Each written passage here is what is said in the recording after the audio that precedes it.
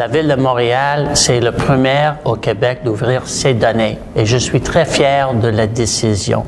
Les données appartiennent à toute la population. Ces documents sont fiables et transformables. Et on a maintenant des innovateurs qui sont capables de prendre ces données et d'être créatifs, innovatifs pour être capables de rendre une meilleure qualité de service à nos citoyens. Je suis très fier.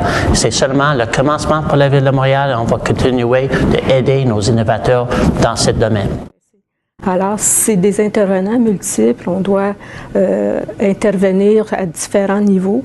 Mais l'idée, c'est de faire en sorte que les données que l'on détient, qui est quand même une richesse, soient mieux exploitées, mises en valeur et qu'en fin de compte, on puisse transférer des connaissances que détiennent les organisations, les transférer aux citoyens.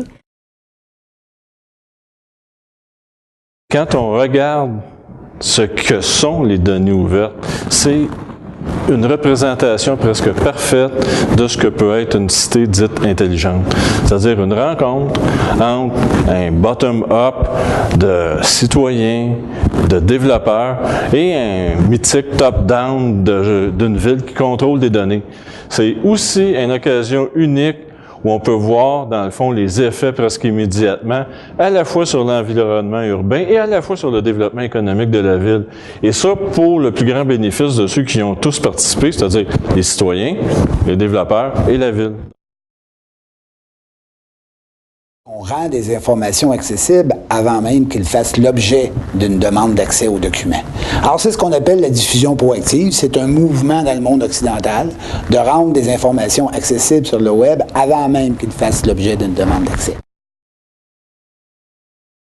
L'initiative de Montréal ouvert, c'est une initiative qui voulait sensibiliser toutes les parties prenantes, que ce soit au niveau de l'administration publique, les élus et aussi la société civile, pour les familiariser avec les bénéfices des données ouvertes. Et à Montréal, on a eu une réception vraiment excellente. Un des premiers enjeux qu'on a identifiés, c'était de faire en sorte que les données entre les villes soient interchangeables. De la même manière, on s'est aussi enligné sur les pratiques en usage dans ces villes-là pour trouver les meilleures pistes pour la suite des événements. On s'enligne aussi sur les pratiques qu'on a observées à l'effet d'utiliser ce qu'on appelle communément l'informatique dans les nuages et aussi l'utilisation d'API pour que les gens puissent utiliser rapidement, directement les données et développer un certain nombre d'applications. En 6 mois, ce qu'on a fait, c'est identifier rapidement tout ce qui pouvait être libéré sans vraiment d'impact organisationnel, technologique ou financier à la ville. Donc, pour nous, c'était important de dire qu'est-ce qu'on est déjà prêt à mettre à disposition des réutilisateurs et de faire ce premier mouvement-là en définissant tous les enjeux qui devaient être adressés sur le moyen et le long terme.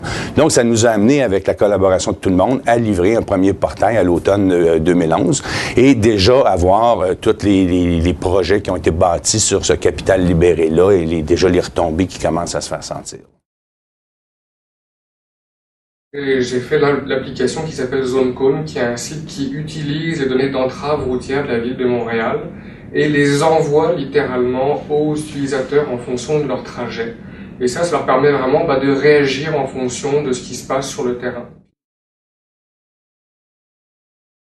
On a vraiment travaillé en synchronicité avec l'ouverture des données de la Ville de Montréal, qui a mis à disposition pour le Transport Camp 4 jeux de données qui concernaient les transports, qui a influencé l'ouverture des données de l'AMT, Communauto, la Société des transports de Laval, et en parallèle, on a eu des ateliers ouverts dans une forme de on-conference qui parlait de nouvelles formes de jeux urbains collaboratifs pour optimiser la ville, d'aménagement urbain avec des consultations très évoluées.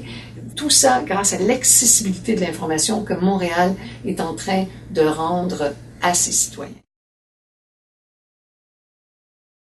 Plus on ouvre les données, que ce soit dans le monde municipal ou dans le monde des organisations, plus ces données sont le nouveau carburant du futur et ça permet effectivement aussi un facteur d'attractivité pour la main-d'œuvre qualifiée, tant sur le plan professionnel que sur le plan professoral dans les équipes de recherche, les laboratoires de recherche universitaires. Donc, le projet de la Ville de Montréal ouvre de nouvelles avenues, à la fois sur la recherche et sur le rapport avec les universités ici à Montréal. Nos initiatives passées en matière de diffusion proactive placent la Ville de Montréal à l'avant-garde des municipalités du Québec et les données ouvertes nous permettra de prendre encore une longueur d'avance.